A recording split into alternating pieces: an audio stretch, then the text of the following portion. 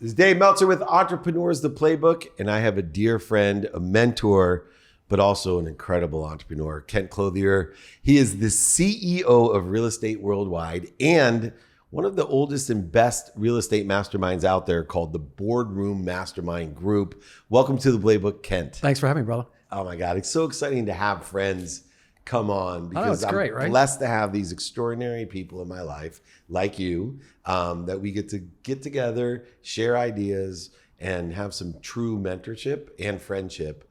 To that end, your business is truly about mentorship. Correct. To build that. And you created this mastermind before it was in vogue. Exactly. Right? Everybody has a mastermind now. Everyone has it. Yeah. Thank God, because they asked me to teach at them. Yeah, exactly. It was a good revenue source. But you were one of the OGs. Before everyone had one and it was chic, what was your value that you saw in creating the Boardroom Mastermind Group?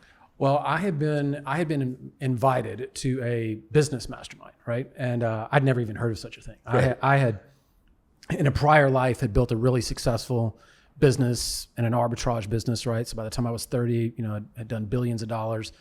And in that business, there's no way you would go and share your secrets and your best strategies with your competition. That just sounded insane to me. And so when I got into real estate, I was asked to be a part of a business mastermind, not real estate related. But I just saw the exponential growth. I mean, this was 12 guys and girls, got in a room, Austin, Texas, a couple of times a year. And quite frankly, making yourself vulnerable, acting, kind of checking your ego at the door, really asking people for help. I found a lot of value in that. But I also found a lot of value in the wisdom that you have, that you don't even realize is inside of you. When you start pouring into somebody else, what that does for you as an entrepreneur as well. And so when I got going and really had got my businesses to a place where they were optimized. I don't want to say they were as good as they were ever going to be, but they were certainly optimized and they were growing. I just really felt like there was a huge void in the real estate space in particular, that this is a business, in particular, an industry that is very fractionalized, very splintered off. It's just filled with a bunch of hustlers. Everybody wants to teach them how to go flip a house. Nobody wants to tell them how to, actually become wealthy and build a life and, be a good human being. And so I thought it was, time to put some people in a room and start talking about it. And, like you said, 10 years later, we've had a tremendous impact on a lot of different people out there in the industry, thousands of people that have come through it now. And helped a lot of people kind of get to a place where I think they would easily say they couldn't have gotten to without being surrounded by really, really quality people that pushed them, held them accountable, and shared. Yeah, in that share, there's 3 areas that you do really well that I think have extraordinary value. And the first is mindset. And you talked about an abundant mindset that was not congruent with the rest of the industry, like sports. Yeah. And real estate. They're 2 very scarce industries, very competitive, comparable. They work within the context of a zero-sum game. Yep. There's negotiation, trade, zero, all types of, lack or shortage, that we have. But yet you have maintained this abundant mindset, 1. 2, you talked about the heart set that, people don't share their feelings. And there's a lot of feelings that can interfere with our success. No doubt. And then, of course, the pragmatic one that I think has always been obvious in a mastermind, that we were too afraid because we didn't have the mindset and heart set to share just practical tips on what to do to make money and keep money and, there's good best practices, right? People don't normally talk about these things, right? But it's amazing when you get really qualified people. And it's not even, to me personally, the tactics and the strategy are super cool. But man, I don't care if you've been in business 5 years or 55 years. The wisdom, the collective wisdom, the experience, I've just been fascinated over the years with people who have persevered. Somebody that's gotten beat up, beat down, and somehow figured out how to get back on top. To have somebody pour into me or to pour into others, to me, I can't even think of a greater asset you could give to somebody or, receive from somebody. And part of it as well is relationship capital, the business development side of creating a community and your mastermind group is much more than just mindset, heart set, and handset. You've actually been able to create a community of what I call sponsors and power sponsors. People that, one, have like minds, but are capable of helping, or two, know somebody capable of helping. How much does that play into the mastermind group that you have? You know, it's funny you say that, because it has become increasingly more obvious over the last 2 or 3 years. I can tell you, I was probably a little blinded to it for a while because of everything else that you just focused on different areas. But when you get now to a place where people can solve each other's problems very quickly, right? You're one phone call, one investment, one situation, one contact, one resource from really exploding somebody's business, right? I mean, like if I needed help on something, think about how you and I do. If I need something, I pick up the phone and call you, but not everybody can pick up the phone and call Dave Meltzer. Not everybody can pick up the phone and call Kent Clothier, right, or Ed Milet or any of our other friends, right? But when that doesn't mean that there's not value in those people. It doesn't mean they don't have wisdom. It doesn't mean that these other people can't equally connect a lot of dots very, very quickly. And so when you start, when it kind of hit me was when I actually started finding out that my mastermind members were actually flying across the country to go visit each other's offices, and that they were actually raising tens of millions of dollars with each other and doing these, huge apartment complexes, $100 million syndications. Like, oh, maybe we've actually done something here, right? That I didn't realize was going down. So I think it's really cool to see, and I think it's really cool to experience. But I have a tendency to probably undersell it. I mean, it is definitely one of the big benefits. And that benefit really allows you to gain an advantage in an abundant mindset. So the irony is, it's counterintuitive to think by sharing our ideas, sharing our relationships, sharing our best practices is actually a competitive advantage by not being competitive. The other interesting business issue that I see is scaling. Mm-hmm. In real estate, it's very transactional. Mm-hmm. Some people are very good at it, mm-hmm. but they don't know how to scale a business. I had a guy come in here today, $40 million for the last 19, does $40 million the last 19 years in real estate, never more, never less, because it's just him. Right. He does not know how to scale that business. I see it as a huge issue and will be moving forward as we have an accelerated economy. No doubt. Whether it's up or down is your choice. I think there's different areas you can go up and go down and make money in each. But how important is that aspect of scaling in real estate, and how does the mastermind or yourself deal with that issue? I think you hit on it perfectly. I in the last probably 3 years, I have actually figured out kind of what my superpower is, right? Like I said, there's a lot of people in this industry that will teach somebody how to go and do investments, or how to go and get in the industry, basically how to get started and create a job. And I don't care if you're making 40 grand, 400 grand, 4 million, or 40 million. If the entire organization, the entire income stream depends on you doing something, you own a job, baby. Right. You don't own a business. You own a job, and that's all it is. And it might be a good name for a podcast, man. You own a job. Seriously. I like it. And so I have spent the last few years really helping people to get dialed in, because there's just very few people in this industry that have actually built what we've built, have accomplished what we've accomplished. And in several seasons in my life, right, I've been able to do that. And so I understand now exactly how to go and scale businesses. I understand exactly what all the levers are to pull. I understand how to structure the businesses and structure the reporting, et cetera, and help a CEO, or help a hustler, if you will, turn into a CEO.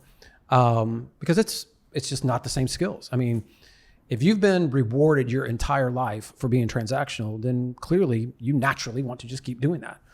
I think you would agree that it is a completely different skill set to be a business leader, to be a CEO, to be a leader of people. That is those two things are in direct conflict, right? Because the hustler inside of you is like, everybody get out of the way, I'll just do it, right? And the CEO is like, let me show you, let me demonstrate, let me put the infrastructure around you, how we're going to do it, but we're going to do it forever. Yeah, it's funny you say that, because I love the distinction between a hustler and a leader, because the key differentiator that I see, because I was a great hustler when I was young. Yeah, well, we all started there. Yeah. Right. And I still have the genetic inheritance of being a hustler. Right. So I fight it. But it's patience. That I now have the patience. The hustler has no patience. That's exactly right. It's like a dog that just wants to eat. And as long as you get to eat every day, you're cool. But I have patience, not just within the context of my business growing, scaling, learning, but I have patience within my own self to grow and learn. But I also have patience for the people I'm working with, to allow them to develop, not expect them to know exactly what I'm saying the first time, and to allow. Do you think that comes with age? I think experience. Some people, right, it could take less years. I truly, and maybe I'm a little spiritual, I believe people are old souls. So some people are born at a higher level of patience than you and I probably were. But it was absolutely experience of starting to realize, like you said, man, I have owned some of the best jobs in the world, and I just got tired of it. And I had to ask for help through masterminds, through mentorship, saying, hey, I know you're a great salesman in your 20s and you made millions of dollars like me in my 30s, but how have you, transitioned or transformed and, took all these people like you and said, how did you do it? And that's why your mastermind's so valuable. And also one of the other things that's valuable that you weren't as early in, and I thought I was late to the game 5 years ago, and that's podcasting. And your podcast, I love the name, right? Time is Now. Because I study time every day. I do. I'm a freak about physics, metaphysics, quantum physics, relative to the reconciliation of time, past, present, and future. So your podcast, The Time Is Now, is so poignant in my life, but also so valuable to so many people. Now, 5 years ago, I told Gary Vee, dude, I'm too late. There's 200,000 podcasts. Now, you started your podcast. What was the reasoning and the value of starting your podcast? Because you obviously didn't need to, like I didn't need to. But I can't think of a more valuable tool, platform, and self-gratifying. This right here is like heaven on earth. To sit at SoFi, talk to my buddy on a podcast, and then empower millions of people. Well, that's why. See that. That's exactly why. Right there is that I think that there's a lot of power in sharing the message. I think that for me personally, I have realized the fulfillment that it gives me. I get asked a lot, like, hey, Kent, you've gotten to a certain point. Why do you keep doing what you're doing? Which is a variation of this. And the reality of it is man, I want, it matters to me that my little girls see me struggling, building, making things happen, trying to create impact in the world. I think about it every day, relationship to time. I'm fascinated by, I've had some friends. I'm at an age where some friends have passed over the last few years, and there's a handful of them I got on a plane and flew to go pay my respects, and then there's some I didn't. And I always found that fascinating mentally, because I was like, why would I feel so strongly that I had to go get on a plane to somebody? And it kind of just that thought really hit with me that, man, I want to matter so much to somebody that I don't even know, that they feel so compelled to get on a plane, fly out to San Diego, my two little girls sitting there on the front row next to my casket, and walk up and say, it's important to me that you know that your dad mattered. And so whether that's through social media, whether that is through, all the different programs we put out there, podcasts, whatever it is, look, man, I think there's just a lot of people out there that if you could be the one voice that help them unlock their potential, I just think that's a cool thing to try to be a part of. And to me, that's just kind of the way I'm wired at this point in my life. I wasn't always that way, but I can tell you that's the way I'm wired now, is that I want to know that somebody actually, and I'm sure you get the same thing, but whether it's a comment on a social media post or an email, random, whatever, somebody like, hey man, I just want to let you know I've been listening to you for years. I've been watching you for years. They've never transacted with me, but man, that, we mattered to those people. And to me, that's a cool legacy. And it's easier to have that legacy in real estate. I think coming from being a lawyer, being a real estate investor, a big failure in real estate investor, and now a successful real estate investor. In fact, I make more money from real estate than any other business that I'm in, and most people don't even realize I'm in the business of real estate. And it's because I study it. And most people don't know real estate, right? From the beginning of the United States, all of our laws are based on one thing: protecting the landowner. So if the laws are to your advantage, you already have a huge economic advantage. No doubt. If you know what to do with it. I had over $100 million in real estate, but didn't realize what I had. And, people like you that's why your legacy is going to be so great, is you don't even realize that I listen to you. Right. Because people ask me, how you lose over $100 million? I say, well, don't ask anyone for help and don't listen to anybody else and think you can do it yourself. Yeah. That's a guaranteed way to, I don't care what, but especially in real estate. Whatever dollar amount it is. That's done. a great way to go down. Right. And for you, this is a poignant time in real estate, meaning that we, in our age group, we know what's going to happen. We've been here before. Yep. Things are accelerated, and we know that as well. Yep. And so we also know that the real opportunities lie in the acceleration of economy. Either things are overbought or oversold. And we are about to go into a period of time where things are going to be overbought and oversold. Mm-hmm. And there's margins of millionaires and billionaires that are going to be made. No doubt. What are some of the big lessons, speaking of building our legacy, that we can share with my community to look out for in an accelerated economy, whether it's overbought or oversold? You don't even have to predict it for me. Right. But if you get into a situation where you see something's overbought or oversold, how can we take advantage of that in real estate? Well, I think that probably the best piece of advice I could give for anybody as it relates specifically to real estate is get out of the headlines, right? Understand that it's a market just like anything else. And that people make money when the market's moving in any direction. Smart investors make money when it's moving in any direction. They understand how to make money when it's moving down or up or not moving at all. And do not kid yourself. There is going to be, as you just alluded to, millionaires and billionaires created out of this settling of the score, if you will, in real estate. So the real estate market's had a big run up over the last couple of years, outrageous run up. Let's call it what it is. It's settling back down into something that feels a little bit more normal. There's a lot of people out there that got a little overzealous, did not learn any lessons from the last Great Recession, got over their skis a little bit, and they're going to pay a heavy price. Now, not everybody's going to feel that, right? For every one of those stories, there's 10 or 20 guys and girls out here who are moving in and understand how to actually make money in those markets. And the way you make money in those markets is you don't play in retail. The best advice I can give anybody is remember one thing that is consistent, and that is crisis never takes a day off. Crisis never cares what market we're in. There is always somebody looking to sell because they have some stressful situation happening in their life. Divorce, bankruptcy, foreclosure, loss of job. I mean, those things happen every day. Death, right? Last time I checked, nobody gets out alive. Yeah. And so those create situations in people's lives, in business people's lives, in employees' lives, that I need to get rid of this asset. And I need a quick solution. And it doesn't matter if it's commercial, residential, retail, doesn't matter. When people get into those situations, you putting yourself in a situation or in a position to where you can help by understanding how to put creative deals together, by aligning yourself with guys like myself and yourself that kind of are on the front lines of some of those conversations and getting into syndications and deals with guys like that. That's where all the money's made. Nobody's making, becoming billionaire by paying top dollar for something and just hoping, right? Hope is not a strategy.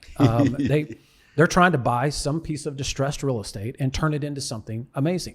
We're sitting at a perfect example of this, right? Yep. This was, a blemish in the LA market right here. This entire blemish neighborhood. Yeah. And Sam Kroenke's turned this into a palace, right? And he didn't do that by paying top dollar for this land, right? I mean, he did it by buying it at a discount and turning it into an asset.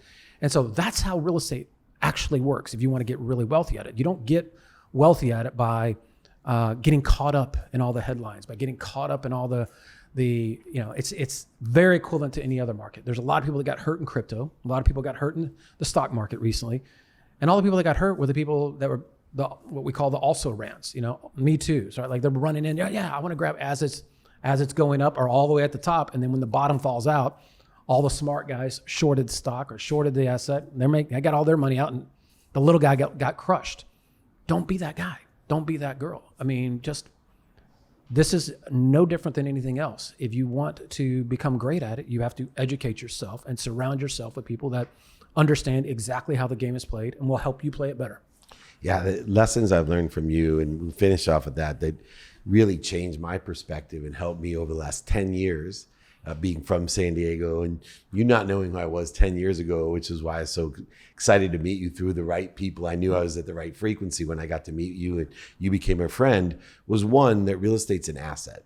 I remember you said that years ago. I forget where I saw you, and you said, don't forget real estate's an asset. All assets, you make money by buying low and selling high. Yeah. And then you said, and there's another facet of assets that you have to learn, which is the most profitable and easiest way to make money on an asset is to be able to borrow against it tax-free. No doubt. and here I was sitting, 4 years out of bankruptcy. I just made some money back, and I'm sitting here going, why didn't I think of that? And the reason I didn't was exactly what you said. You need mentors like Kent Clothier. You need to listen to his podcast. You need to join the mastermind. You need to find people who have paid the dummy tax. My greatest experience is my dummy tax. Why can I make money myself and help other people? Because I've already paid the dummy tax. It's not that I'm a genius. They didn't teach me in law school or business school or my straight A's when I was in college. None of that helped me at all. It was me paying the dummy tax, and I could have skipped that whole chapter by finding people who already paid it themselves. So go ahead, reach out, find us, find Kent in particular when it comes to real estate. He's already paid the dummy tax. Amen, babe. Learn from other people who paid theirs, like myself and others. An incredible time. Please, everybody reach out to the Real Estate Worldwide, or of course, the Boardroom Mastermind group. Check out the podcast. The time is now. My friend, my mentor, an incredible legacy already created. I don't have to sit in front of your little girls, or you don't have to sit in front of mine. You're changing lives, my brother. The incredible Kent Clothier. This is Dave Meltzer with Entrepreneurs, the Playbook.